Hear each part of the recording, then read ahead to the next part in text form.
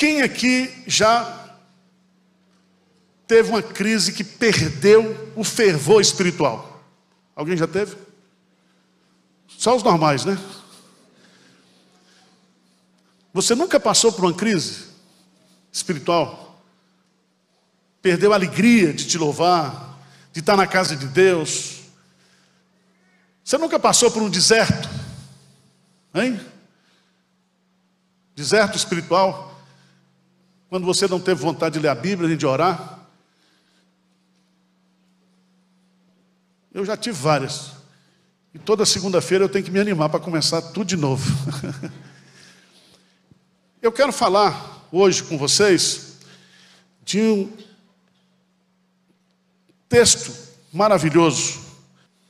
A lei do holocausto, Levítico, capítulo 6, de 8 a 13, diz assim: Disse mais o Senhor a Moisés: Dá ordem a Arão e aos seus filhos, dizendo: Esta é a lei do holocausto. O holocausto ficará na lareira do altar toda a noite, até pela manhã, e nela se manterá aceso o fogo do altar. O sacerdote vestirá a sua túnica de linho e os calções de linho sobre a pele, nua, e levantará a cinza quando o fogo houver consumido o holocausto sobre o altar, e porá junto a este. Depois despirá suas vestes, e porás outra, e levarás a cinza para fora do arraial, a um lugar limpo. Vamos ler juntos, versos 12 e 13, o que é que diz?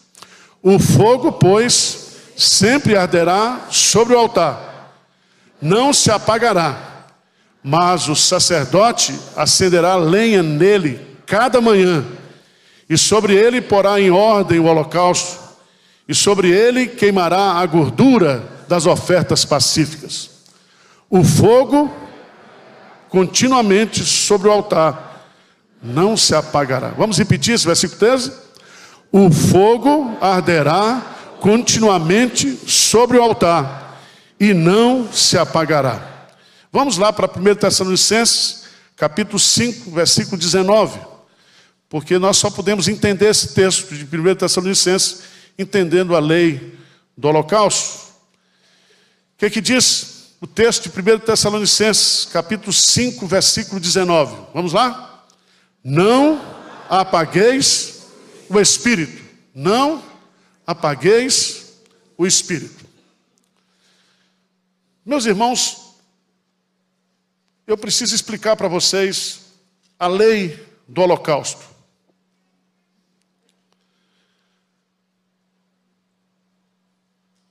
É uma ordem de Deus. Quando Deus construiu o tabernáculo e quando Deus construiu o templo, tanto no tabernáculo quanto no templo, o fogo que acendeu o altar veio do céu. Veio do céu. Tanto na oração de Salomão, na inauguração do templo, quanto no tabernáculo. E o que é que significa isso? Significa que Deus acendeu no meio do seu povo, na prática do seu povo, o fogo da sua presença. Porque Deus é fogo, fogo consumidor. O nosso Deus. E caberia aos sacerdotes a função de não deixar que esse fogo se apagasse. Está aí. O fogo arderá continuamente sobre o altar, não se apagará. Durante o dia, os sacrifícios eram feitos até o último sacrifício da tarde, mas durante a noite, os sacerdotes teriam que colocar carcaças de animais sobre a lareira, colocaria mais lenha, para que durante a noite esse fogo não se apagasse. No outro dia, o sacerdote vinha, tirava a cinza, levava, colocava mais lenha, e simboliza que o fogo estaria aceso 24 horas por dia. O que é que isso nos ensina? O que é que Deus está querendo nos passar com essa lei? Ele está querendo nos lembrar da presença contínua de Deus e da necessidade que nós temos de manter o nosso fervor espiritual.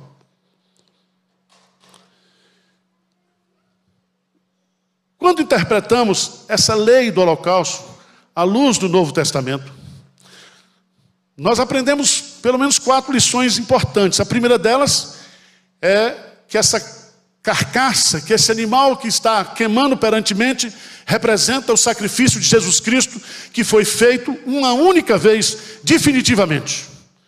O sacrifício de Jesus é o holocausto perfeito. Segundo, todos que são purificados por esse sacrifício passam a ser sacerdotes do Deus vivo e verdadeiro. Terceira lição: o coração do crente é o altar de Deus, local da sua habitação. Abra sua Bíblia em 1 Coríntios 6,19. Lê comigo esse versículo, porque Paulo diz claramente que agora o altar de Deus não fica no templo, que o templo sou eu e você, e que nós somos agora santuário do Espírito Santo. E que Deus colocou em nós o Espírito Santo. Lê comigo, por favor, 1 Coríntios 6,19, que aqui diz: acaso não sabeis que o vosso corpo é santuário do Espírito Santo, que está em vós, o qual tendes da parte de Deus, e que não sois de vós mesmos? Quarta lição que esse sacrifício do holocausto nos ensina é que Deus, Espírito Santo, que habita no crente, é simbolizado pelo fogo. Por isso que Paulo, escrevendo em 1 Tessalonicenses 5,19, ele diz: não apagueis o quê? O Espírito Santo. Não apagueis o fogo do Espírito Santo, o fervor do Espírito Santo. Não apagueis a presença de Deus na sua vida. E é muito importante a gente entender isso, porque é uma ordem de Deus, é um presente do imperativo que diz: não apagueis. É a mesma expressão que ele diz: o fogo arderá continuamente sobre o altar e não se apagará. Significa que eu e você, que somos o templo do Espírito Santo, batizados com o Espírito Santo e com fogo, esse fogo foi aceso no meu coração, é o fogo da presença de Deus, é o fogo do poder de Deus, e eu tenho que manter esse fogo o quê? Aceso. Aceso. Vamos lá. Eu quero tirar algumas lições aqui, bem práticas.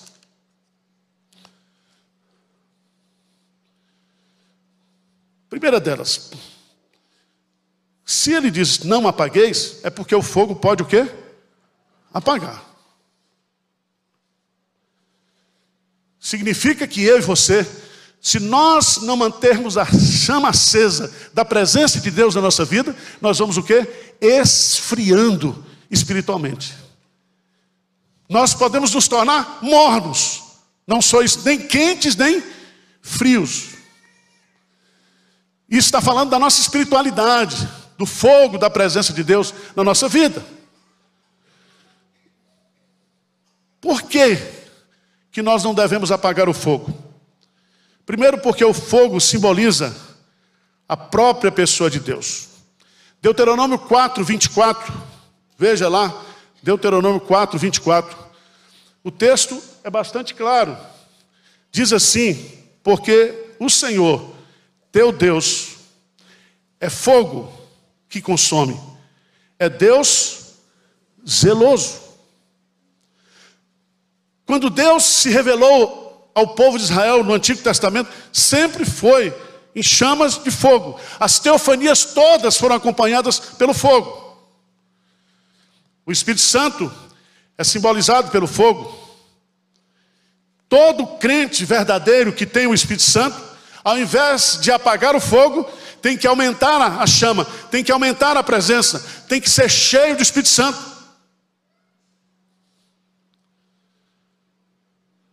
O fogo, simbolizado pelo Espírito Santo, destrói, purifica, transforma, modela, vivifica, aquece, guia, ilumina. Todas as virtudes do Espírito Santo, elas só podem ser transferidas para mim e para você pelo poder do fogo do Espírito Santo.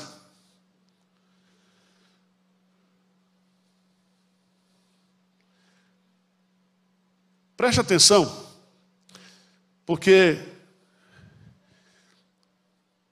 você pode até negar isso, mas tem períodos da nossa vida que a gente está mais fogoso, ou não?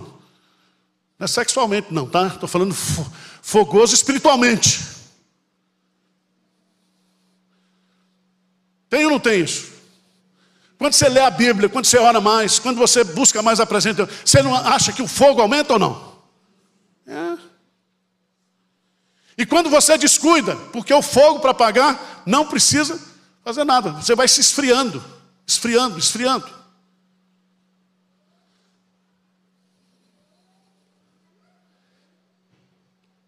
Por que que o fogo apaga? Eu vou colocar alguns motivos porque o fogo apaga. Primeiro, porque falta combustível. A ausência de combustível, o carro para. A ausência de combustível, o fogo se apaga. Por isso que os bombeiros, quando vão apagar o incêndio, a primeira coisa que eles fazem é aquele combustível que está alimentando aquele fogo. Depois eles saem abafando os focos. Eles cortam o oxigênio também, para que o fogo não se propague, porque é através da chama, do oxigênio, que o fogo aumenta.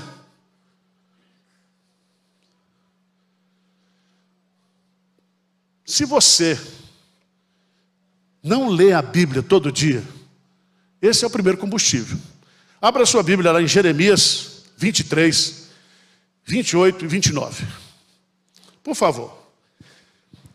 Se você não lê a Bíblia, se você não medita na Bíblia, se você não tem uma vida devocional, você vai esfriar. Lê comigo, por favor. Jeremias 23, 28 a 29. Vamos ler juntos? O profeta que tem sonho, conte apenas sonho. Mas aquele em quem está a minha palavra, fale a minha palavra. Quem tem a palha com o trigo, diz o Senhor, não é a minha palavra o quê? Fogo, diz o Senhor, e martelo que esmiuça a senha? Tenha. A palavra de Deus é fogo. Quando Jesus Cristo, no caminho de Emaús, foi explicando as Escrituras para aqueles dois discípulos, eles disseram que aquela palavra exposta aqueceu o coração deles. Então eu e você precisamos do fogo da palavra. A palavra é fogo, é combustível. Segundo lugar, a oração. Qual é o símbolo na lei do Antigo Testamento? É o azeite batido. O azeite batido. O azeite batido era usado para as luminárias, para trazer luz, fogo, para acender os candeeiros, os candelabros. Isso significa que eu e você precisamos ler a Bíblia, meditar na Bíblia, orar todo dia, para que a chama continue o quê? Acesa. Outro motivo, irmãos. Outro motivo é a infidelidade espiritual. Ausência de combustível, ausência de oração e de palavra.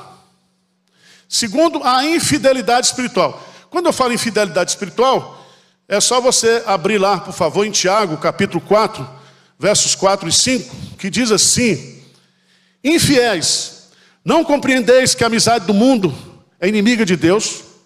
Aquele, pois, que quiser ser amigo do mundo, constitui-se inimigo de Deus.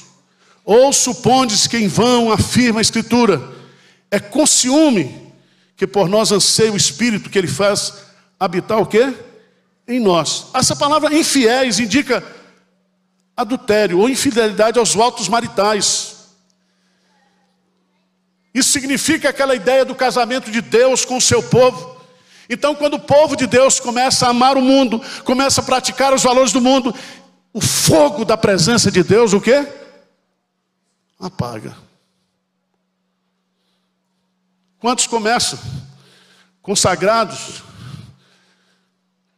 Ora, Deus dá um bom emprego, começa a dar dinheiro, dá prosperidade, e a pessoa então começa se afastando da igreja, se afastando de Deus, começa a participar das amizades do mundo, do companheirismo do mundo, das ideias do mundo, dos princípios do mundo, e isso vai, de fato, apagar o fogo do coração. O que é que apaga também, irmãos? O fogo. Além da falta de combustível, além da infidelidade espiritual. Abra sua Bíblia em Mateus, capítulo 24, versículo 12. Mateus, capítulo 24, versículo 12. Lê comigo, o que é que diz? E por se multiplicar, o amor esfriará de quase todos, não de todos, mas de quase todos. Por se multiplicar a iniquidade. O que é que significa multiplicar a iniquidade? O que é que Jesus está querendo colocar com isso?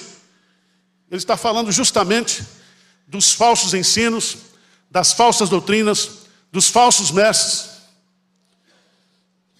Significa que a apostasia, o afastamento da sã doutrina, e ao começar a dar ouvidos aos falsos ensinos, isso vai esfriar o seu amor por Deus. E você sabe que muitos dirão naquele dia: em teu nome nós fizemos isso, curamos, fizemos isso. Jesus diz: não vos conheço, apartai-vos de mim, todos vós que praticais o que há? Iniquidade, iniquidade religiosa, iniquidade dentro dos templos, das igrejas. Então tome cuidado com isso. Nós estamos vivendo dias de crescimento de falso ensino, de práticas religiosas, muita gente sendo ferida, sendo destruída, se afastando da igreja, se afastando de Deus, esfriando espiritualmente, porque foi dar ouvidos aos falsos ensinos. Mas, quarto motivo que apaga o fogo é o pecado encoberto. Sabe o que é pecado encoberto? É aquele pecado que você comete e você não reconhece que é pecado, e você não confessa o seu pecado, e você não abandona esse pecado. Abra sua Bíblia lá em Provérbios capítulo 28, versículo 13. O que diz? Vamos ler juntos? O que encobre as suas, jamais o quê? Mas o que as confessa e deixa. Lembra de Davi? Enquanto calei os meus pecados, envelheceram os meus ossos, porque a tua mão pesava dia e noite sobre mim. Por isso que no Salmo 51, quando ele confessa, ele diz: Senhor, cria em mim um coração puro, me perdoa, me limpa, para que esses ossos que foram esmagados pelo Senhor sejam restaurados. Restitui-me a alegria da salvação. Alegria. O que é que tira a alegria da salvação? É o pecado. Mas o pecado encoberto. Pecado encoberto. Porque todo mundo aqui é pecador, todo mundo peca. Você vai pecar hoje ainda? Não deveria, mas vai. Por isso que a gente tem que estar confessando. Por isso que as misericórdias do Senhor se renovam todas as manhãs. Não se põe o sol sobre a vossa ira. Acerte a sua vida espiritual com Deus todo dia. Não esconda pecado, porque isso vai tirar o seu fervor, a sua alegria de salvação. Mas eu quero chamar a sua preciosa atenção para o fato de que eu e você temos essa ordem, esse mandamento que foi dado, primeiro para Moisés e Arão, para o sacerdócio do Antigo Testamento, e o que está aqui, o apóstolo Paulo, falando para a igreja, claramente, não apagueis o quê? O Espírito. Eu não posso mais tirar o Espírito Santo dentro de mim. Ele veio para ficar. Ele habitará convosco para sempre. E se você não tem o Espírito Santo habitando em você, você não é de Jesus. Mas quando eu peco, ou cometo pecados, ou pratico isso que eu citei aqui, esses motivos, 4 motivos, o Espírito Santo fica, de uma certa forma, apagado na sua ação. Ele fica entristecido, porque ele é uma pessoa. Eu não experimento o seu poder, eu não experimento essa força do Espírito Santo, esse fogo do Espírito Santo, quando eu estou apagando. E esse verbo apagar aqui é muito forte. É apagar ação, é não deixar que ele tome conta, é impedir que ele haja, é não viver na dependência dele.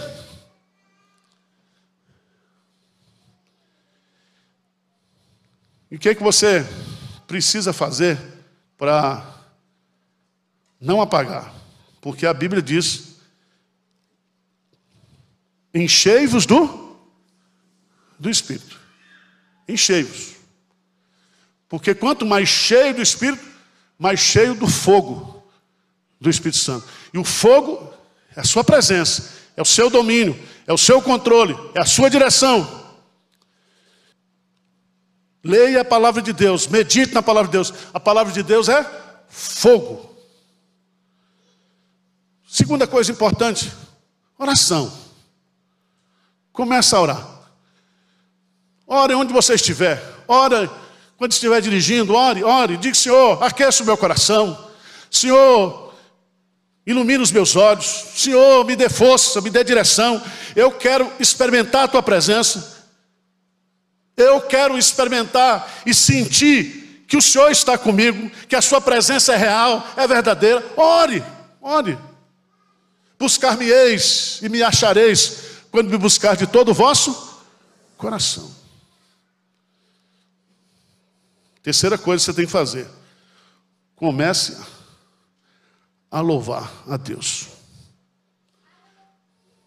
Está fácil de orar. Eu, quando quero ouvir umas músicas assim antigas, eu uso o celular.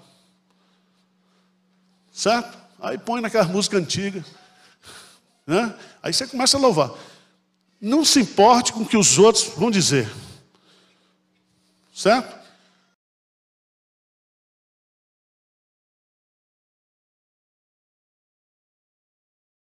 O que a palavra de Deus vai nos ensinar lá em Romanos capítulo 12. Romanos capítulo 12, no versículo 11. Tem muita gente que é zelosa. E a Bíblia diz que Deus é zeloso e quer que todo crente seja zeloso. Zeloso na doutrina, zeloso no serviço, zeloso em tudo, zelo. Mas lê comigo, por favor, o versículo 11. Vamos lá, bem forte. No zelo não sejais, sede fervorosos de espírito, servindo ao Senhor.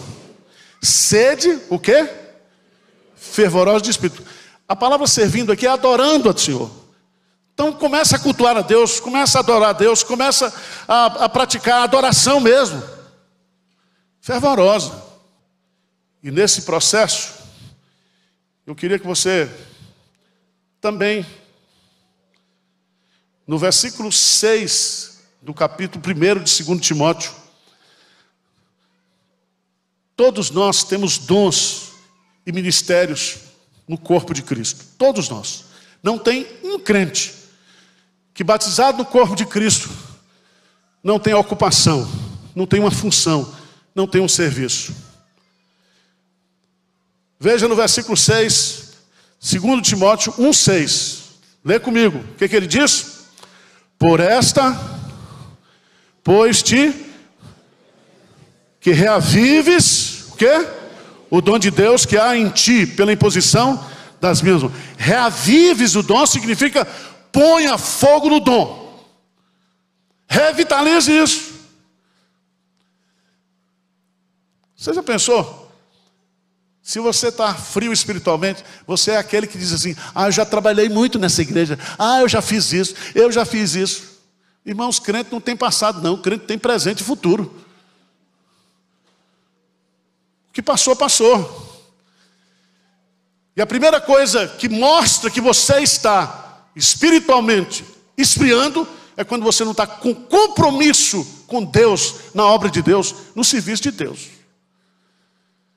O crente, quando esfria, a primeira coisa que ele faz é se afastar da igreja, se afastar dos crentes. Aí o crente, quando está esfrio, ele chega na igreja só para ver os defeitos da igreja. Vamos animar, rapaz. Reavives o dom que há em ti. Oração, leitura da Bíblia, louvor e serviço. Aí vai aquecer você, vai levantar você. Amém?